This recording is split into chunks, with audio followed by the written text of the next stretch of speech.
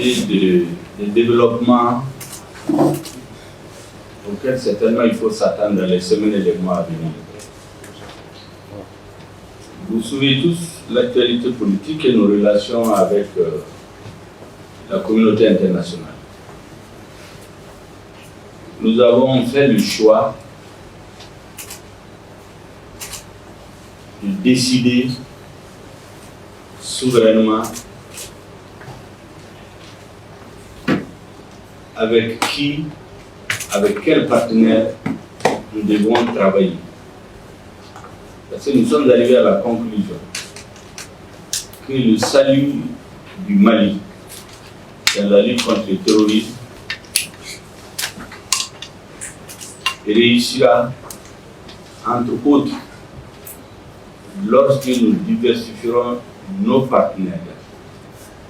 Nous voulons aujourd'hui diversifier nos partenaires. Nous sommes arrivés à la conclusion, au regard des tueries massives, souvent des combats sont engagés entre nos forces et les groupes terroristes qui peuvent durer des heures. Nous ne pouvons pas envoyer de renforts parce que nous n'avons pas les capacités.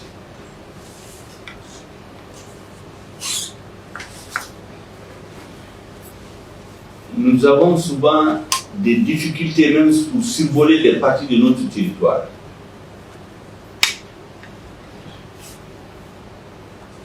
Nous avons des insuffisances et des manques souvent en munitions. Nos soldats tombent souvent en panne de munitions en plein combat.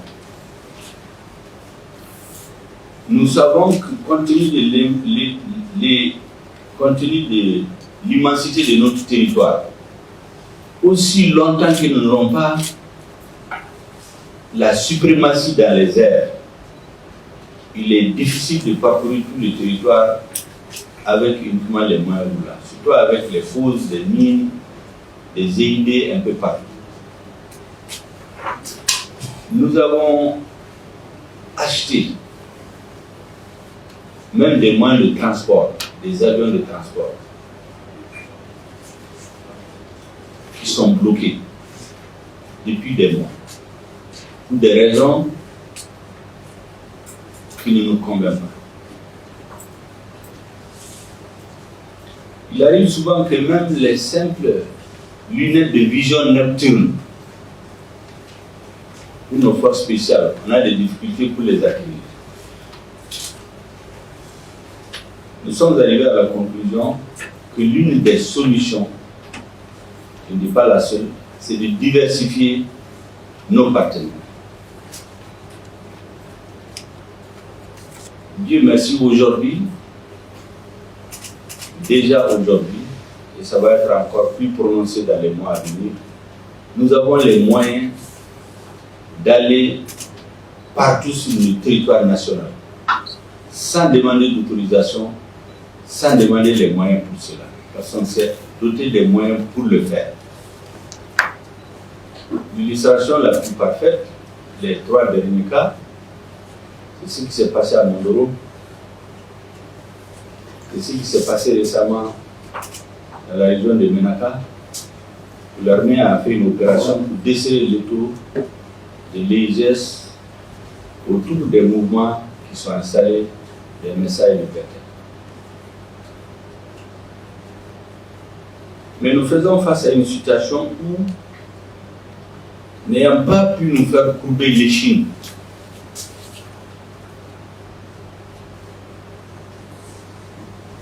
certains de nos partenaires ont décidé de changer de fusil d'épaule,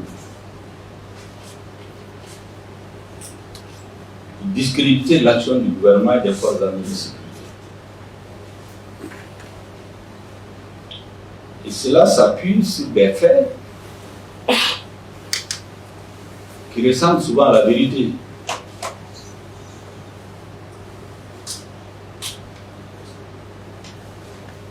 Nous avons déjà des rébellions que nous gérons, que notre pays gère tant bien que mal depuis des années.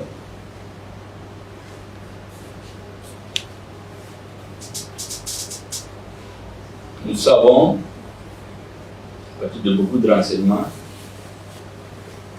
qu'il y a des intentions de susciter une nouvelle rébellion dans notre pays. Une rébellion, cette fois-ci, peuple.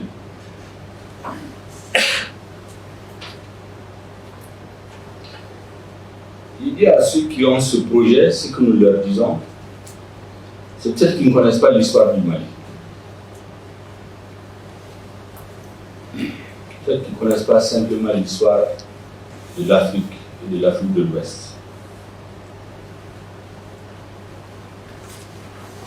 Je crois que tout le monde sait, tous les hommes de bonne foi savent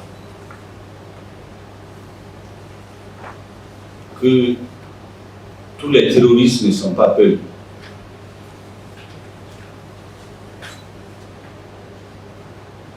Je dis bien, tous les terroristes ne sont pas peuples.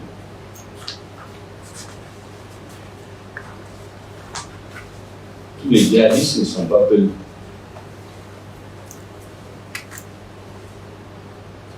Tous les peuples ne sont pas non plus terroristes ni djihadistes. Parmi les terroristes et les djihadistes, il y a beaucoup de nationalités. Beaucoup. Y compris des nationalités étrangères.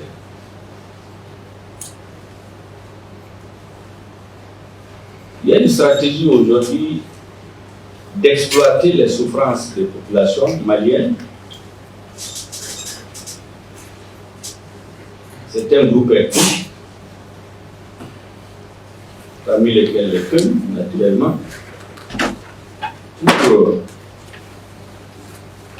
diaboliser les forces armées de sécurité du Mali. Lorsque nos militaires ont été encerclés en 2019, ils ont perdu la bataille, ils ont été pris un à un, fusillés, filmés. On n'a pas entendu la communauté internationale parler. Lorsque des capitaines de notre armée ont été égorgés, filmés, on n'a entendu personne parler, la communauté internationale. Lorsque des villages sont rasés, des femmes tuées, des enfants brûlés, on n'entend pas beaucoup la communauté internationale accusée. Depuis quelques jours, il y a une campagne contre l'armée malienne et contre le gouvernement. Considérez-moi à ce qui s'est passé à Moura. Ce qui s'est passé en réalité à Moura, c'est qu'aujourd'hui, on a les moyens d'observation. Avec ces moyens que nous avons neutralisé les nids de terroristes dans la forêt du Ouagadougou, à la frontière avec la Mauritanie. Dans beaucoup de zones où je donne les moyens d'observation électronique, et nous avons les moyens aussi d'aller les surprendre et les attaquer. C'est ce qui fait qu'aujourd'hui, beaucoup de leurs bases sont détruites. La pression de l'armée est très forte, c'est vice-versa. Sur l'armée aussi, il y a de fortes pressions. Nous perdons des hommes tous les jours. À Moura, en réalité, les moyens dont l'armée dispose aujourd'hui lui a permis d'observer pendant des jours. Et utiliser aussi les renseignements humains. On se rend compte qu'il y a un regroupement des mouvements terroristes à Moura. Ceux qui sont de la zone savent bien ce qui se passe à Moura. C'est ceux qui ne connaissent pas la zone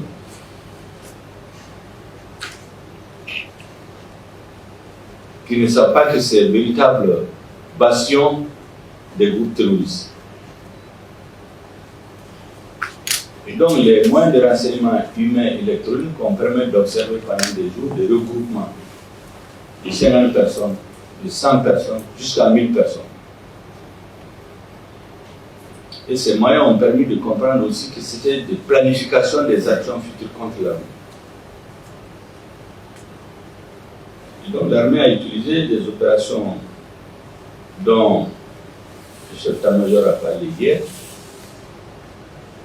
les observations par les moyens électroniques, les opérations aéroportées et terrestres avec les forces spéciales pour les encercler.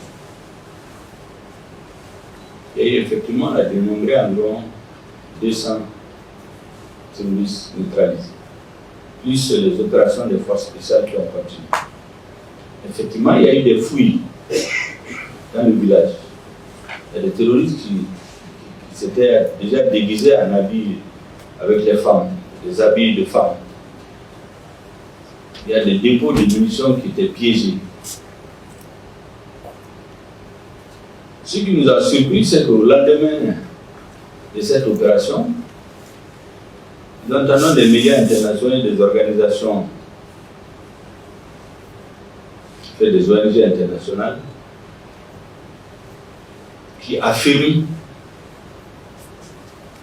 que l'armée allait massacrer, le terme de massacre, de populations civiles, en insinuant que c'est essentiellement les pays. Nous avons décidé au niveau du gouvernement de 2 à 3 choses. D'abord, expliquer ce qui s'est passé, donner la version du gouvernement. La deuxième chose, c'est d'ouvrir immédiatement une enquête. Et cette fois-ci, nous avons insisté avec le président, il faut que l'enquête aboutisse, qu'il y ait des résultats de l'enquête. Il ne suffit pas d'ouvrir, mais il faut qu'il y ait des résultats. Il y aura une équipe qui va aller, il y aura des militaires, des civils, des procureurs et tous les éléments. Et rien ne sera caché pour que la vérité soit suivie par les Maliens.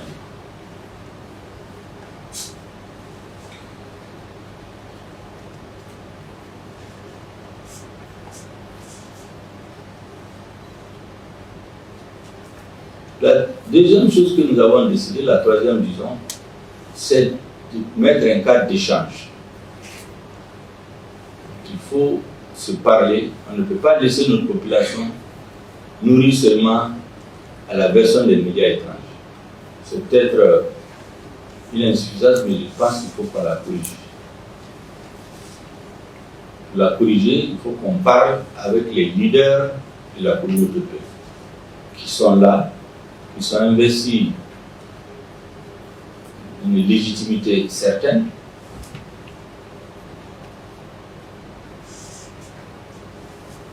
Et qui sont en contact avec les populations et avec lesquels le gouvernement peut parler. Prendre en charge leurs préoccupations. Cet exercice se fera en direction de toutes les communautés qui seront considérées à tort ou à raison comme victimes de la lutte contre le terrorisme. Parce que nous sommes des hommes raisonnables. C'est très bien qu'aujourd'hui, la meilleure façon de perdre la guerre contre le terrorisme, c'est d'avoir les populations contre l'armée. C'est quelqu'un qui a une conscience, c'est bien les militaires. Le président en particulier. Moi, je suis témoin plusieurs fois quand il donne des instructions dans ce sens en disant de faire beaucoup attention. Les terroristes se mêlent souvent à la population civile avec comme objectif d'amener les forces de défense et de sécurité à commettre des erreurs qui vont être exploitées. Dans le cas spécifique de Moura, c'est des terroristes que l'armée a neutralisés. Ceux qui sont dans la zone le savent, ceux qui ont des parents dans la zone le savent, ceux qui connaissent la zone le savent. Que c'est un nid, c'est un sanctuaire des mouvements terroristes. Ce sont ces informations que je voulais vous donner, les décisions que le gouvernement a prises, qui vont être déroulées au fil des jours. Et c'est bien que je vous rencontre pour vous en parler. Mais surtout que ce cadre d'échange, aussi bien avec vous qu'avec d'autres communautés qui seront concernées par ces questions, ce cadre d'échange ne s'arrête pas à une seule réunion. Voilà pourquoi j'ai pris l'initiative, ça c'est avant-hier seulement, de vous convier à cette rencontre d'échange. Je voudrais vous remercier d'avoir répondu massivement, malgré les contraintes liées au moral de Ramadan. en espérant que des débats nous retournerons tous rassurés. Et ce que le gouvernement va faire dans les semaines à venir concernant cette zone spécifiquement, trouver les moyens d'associer les personnalités investies de la légitimité dont j'ai parlé pour nous accompagner afin que ceux qui se sont fixés comme objectif de distraire l'armée de son combat, de discréditer le travail de notre armée, d'opposer les populations les unes contre les autres, ne réussissent pas dans leur entreprise. Parce que c'est l'objet de la rencontre que j'ai souhaité avec vous, Monsieur le Président, Mesdames et Messieurs. Je vous repasse la parole après cette introduction. Merci beaucoup. Qui est une première en cas de je suis en fonction. Je dois marquer un début. Elle est certes une première rencontre, mais elle ne doit pas être la dernière.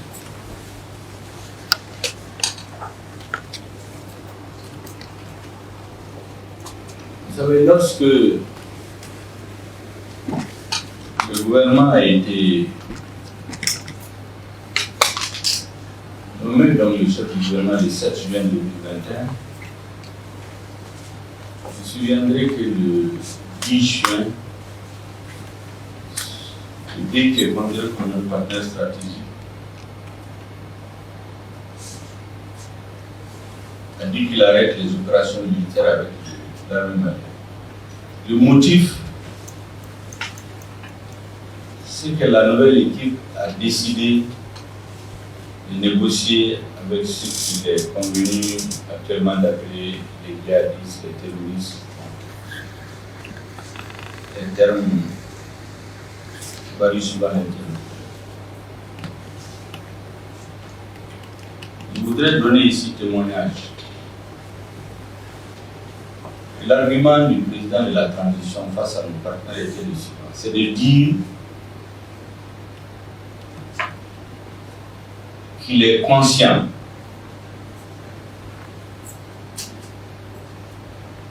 que tout ce qu'on appelle terroristes ne sont pas des gens qui fondamentalement dans le fond sont des terroristes. Il y en a qui sont par nécessité, comme vous le dites, par frustration, par obligation. Moi, je peux donner aussi un autre témoignage cette fois-ci de moi-même, je l'ai écrit à son temps. Lorsque les mouvements terroristes ont décidé de transporter le terrorisme au centre du Mali, les premières victimes, toute l'année 2015 jusqu'en début 2016, c'était les notables. Les chefs de village, les chefs de village. Une véritable terreur s'est abattue sur la communauté.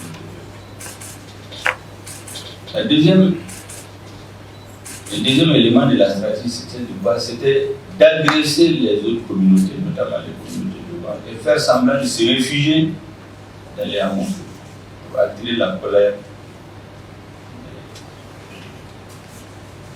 des Toubans. Effectivement, face à une telle situation,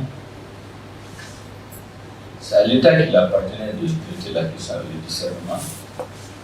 Je ne reviens pas sur ce qui s'est passé, mais aujourd'hui, l'intime conviction du président de la transition de nouvelles autorités, c'est que nous devons traiter la question du terrorisme avec beaucoup de discernement. Je peux témoigner que plusieurs fois, il est revenu là-dessus au Conseil des ministres pour dire qu'il faut qu'on fasse beaucoup attention. Notre premier adversaire aujourd'hui, c'est moins ce qu'on a en face là, que l'amalgame. C'est le premier adversaire de l'armée aujourd'hui. Parce qu'il dit que certains, par là, s'ils se mélangent à la population, et souvent, on peut faire des excès qui vont entraîner d'autres citoyens dans le terrorisme. C'est pour vous dire que les nouvelles autorités en place sont sur la même longueur d'onde que vous. Et je crois que tous ceux qui raisonnent de façon patriotique, il ne faut pas faire d'amalgame. Vous avez expliqué largement avec des exemples très pédagogiques en montrant que, à la base du terrorisme, en tout cas les noms qu'on connaît, ce n'était pas les pays. Les lieutenants, ce n'était pas les pays. On ne va pas s'étendre là-dessus, mais je crois que c'est assez pédagogique pour convaincre que tout amalgame, toute tendance d'un pouvoir politique à vouloir privilégier une communauté contre l'autre est une erreur sur une faute politique. Le rôle du gouvernement, ça doit être de travailler à ramener la paix. Et le désarmement de tous les mouvements armés fait partie des objectifs du gouvernement de transition. Ramener la paix. Parce qu'aussi longtemps qu'un groupe peut être armé contre l'autre, naturellement, l'instinct de survie fera que l'autre va s'organiser pour se défendre. Et on va rentrer dans un cycle infernal que personne ne peut contrôler. Ce que je retiens de votre intervention, c'est trois grandes conclusions. La première est le profond sentiment de frustration que vous avez, de la communauté, le sentiment profond d'injustice, de frustration. Vous avez le sentiment qu'on assimile la communauté terroriste ou djihadiste. Je crois à tort. Quand j'ai parlé de volonté de créer une rébellion peu, je le dis en connaissance de cause, en fonction d'informations dont je dispose. Il y a une volonté de le faire. Et je crois que tout le développement que vous avez fait montre que c'est un potentiel, que certains, pour eux, il existe, c'est un potentiel qu'il faut juste mettre en œuvre. Notre rôle en tant que gouvernement et votre rôle en tant que patriote, c'est de faire échec à ce projet. En tout cas, que ce projet ne puisse pas prospérer à partir du Mali. Ce sentiment de frustration doit être pris en compte, doit être pris en charge.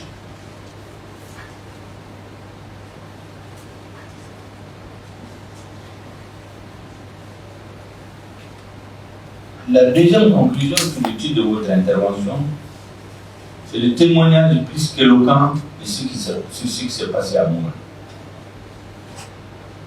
Il est précis, témoignage qui vient de ceux qui, en tout cas d'après les informations que vous nous donnez, de ceux qui viennent du terrain, qui ont vécu ce qui s'est passé, qui l'ont vu. Le témoignage aussi que Moura est un sanctuaire des mouvements terroristes. En tout cas, ce sanctuaire a fait l'objet de plusieurs mois d'observation et de renseignement.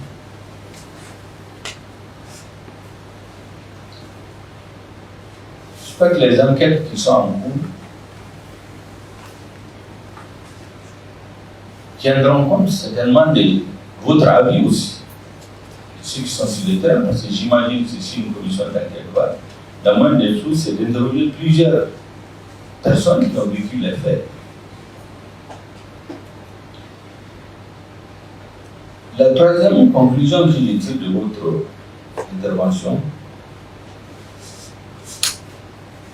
c'est votre totale disponibilité à être du côté de la République et du Mali. Notre rôle en tant qu'État, c'est de faire en sorte que cette disponibilité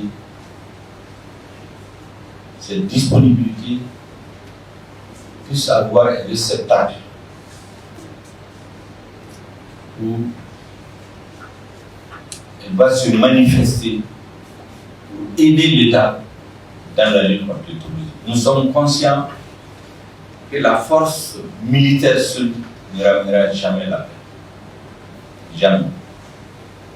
Elle ne peut être qu'un premier élément de pacification du pays. Aussi longtemps que les citoyens ont le sentiment d'injustice, il n'y aura jamais la paix dans le pays. On a beau avoir l'armée la plus forte. Si les citoyens le sentiment d'injustice, on nous en sort. Et là aussi, je porte un témoignage plusieurs fois. Parce qu'il y a des choses sur lesquelles le président revient régulièrement, souvent à la fin des conseils de ministres, en disant ceci. De tous les défis que nous avons à relever, l'un des défis les plus difficiles à relever, c'est le défi de la justice, le sentiment chez les citoyens qui sont traités à égalité. Et il nous dit l'armée a beau occuper le terrain militaire, on a beau faire toutes les réformes politiques et institutionnelles du monde, tant que les citoyens ont le sentiment d'injustice, tout sera à nous. Et si l'État ne trouve pas de solution au sentiment d'injustice des citoyens, un jour les citoyens vont chercher à se rendre justice. Et là, c'est le chaos. Plusieurs fois, le président est revenu là-dessus. Donc c'est notre option. Aujourd'hui, la stratégie du gouvernement, c'est que l'armée permette d'inverser le rapport des forces militaires sur le terrain. Parce qu'aucun message politique ne peut être crédible avant cela. Mais une fois que le rapport des forces militaires est inversé sur le terrain, l'armée gagne des batailles, sinon la guerre, elle ne gagnera la guerre que lorsque l'administration sera revenue, lorsque la justice sera rétablie, lorsque les services sociaux de base seront là. Ce n'est qu'en ce moment, et qu'il y ait des réformes, et que les citoyens aient le sentiment de justice, ce n'est qu'en ce moment qu'on aura gagné la guerre. Les opérations militaires, c'est gagner des batailles dans la lutte pour la refondation de l'État. Et la lutte pour la pacification du pays ne peut pas se gagner sans les populations, sans leurs représentants, sans vous. Chacun d'entre vous est investi d'une légitimité certaine, à plusieurs titres. Qui est notable, qui est doyen, qui est élu, qui est personnalité respectée dans le milieu. Chacun représente une légitimité dans le milieu. Donc ce que je voudrais vous demander, je le demanderai à d'autres communautés aussi, c'est que nous puissions travailler main dans la main. Que vos frustrations, vos préoccupations puissent être prises en charge par le gouvernement et traitées. Toutes les communautés qui ont le sentiment d'injustice, nous devons travailler à ce que ce sentiment disparaisse. Parce que aussi longtemps que les communautés ont ce sentiment, il y aura toutes sortes de justifications. Par exemple, actuellement, vous avez donné un long développement pour justifier, c'est pas pour justifier, mais en fait c'est pour expliquer l'une des raisons des frustrations du milieu pelé. Le fait que les patrons s'occupent de l'agriculture, ne s'occupent pas de l'élevage, il n'y a pas d'espace pastoraux. Effectivement, c'est des explications, mais ce n'est pas des justifications. N'est-ce pas? Mais tout ça, ces genres d'explications, c'est exactement comme la rébellion au Nord. Quand les gens n'expliquent pas le manque de développement, ainsi de suite, ça ne peut pas justifier le fait qu'on ait égorgé son frère, qu'on ait posé des mines. Mais pour que cela n'arrive pas, il faut qu'au niveau national, il faut qu'il y ait l'union sacrée des Maliens autour de la seule chose que nous partageons tous, le Mali, et autour de notre art. Je voudrais vous donner l'assurance que nos portes vous seront ouvertes largement. Les frustrations que vous avez seront remontées à qui de droit pour que le traitement approprié soit apporté. Mais au niveau déjà du gouvernement, comme je vous l'ai dit tantôt, ma part vous sera largement ouverte. N'hésitez pas.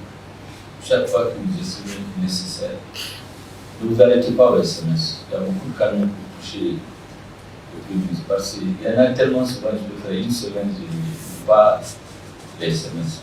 Utilisez tous les canaux qu'il faut. Quand c'est nécessaire, je prends l'engagement au plus tard dans les 48 heures, toutes les exigences demandées par vous en tant que président de territoire pour la Cour. Non seulement pour vous, mais tous les représentants des communautés nationales. Parce que le message que vous venez de faire passer, dire vos frustrations, faire des témoignages et conclure par dire que de toutes les façons, vous êtes des républicains, vous êtes des patriotes, vous êtes au service de la nation et pour consolider l'unité nationale. Je pense que pour un gouvernement, il n'y a pas de message plus clair. Il n'y a pas un message qui engage. Après un tel message, comme on dit en Gombara, vous nous avez mis une corde au cou en fait.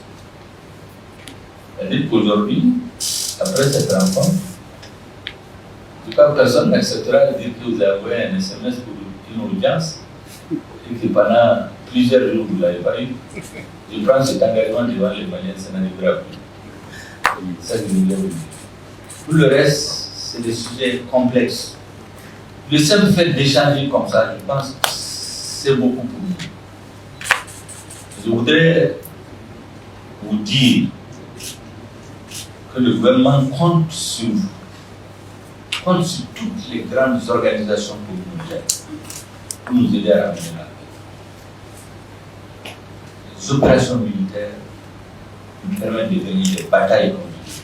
Pour gagner la guerre, c'est avec tous les Maliens, sans exception, quel que soit leur appartenance. Je vous remercie d'avoir fait le déplacement. Je ne savais pas que le doyen Ali Moukdado était là. Je voulais le saluer de façon particulière. Il y a mon grand frère Abdelaziz, votre prédécesseur, et mon oncle, et votre oncle, le général Cissé, et lui-même, on le sait bien, a été victime lui-même à un moment des tentatives d'assassinat. Pourtant, c'est un peu. Si, c'est l'homme qui s'investit de toutes ses forces dans tous les jours les préoccupations des communautés. Mais il a fallu disparaître à un moment. Les djihadistes le cherchaient, on le savait. En tout cas, moi, je l'ai appris, je crois que c'est donc, je voudrais vous remercier d'avoir répondu si massivement à cette invite pour échanger. Et vous dire qu'on va rester la main dans la main pour sauver notre pays. Alors, il y a un soirée, il n'oublie jamais les femmes, il dit qu'il y a les femmes pelues. Bon, je crois que.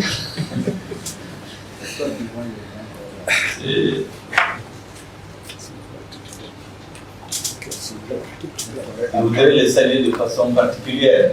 Les femmes, comme elles disent, la guerre, elles sont les grandes victimes. Quand ce n'est pas leur mari, c'est leurs enfants ou elles-mêmes. bien sûr. Merci beaucoup. Merci. Chers aînés, chers parents, chers frères, chères sœurs, je vous dis à bientôt. On va suivre ensemble.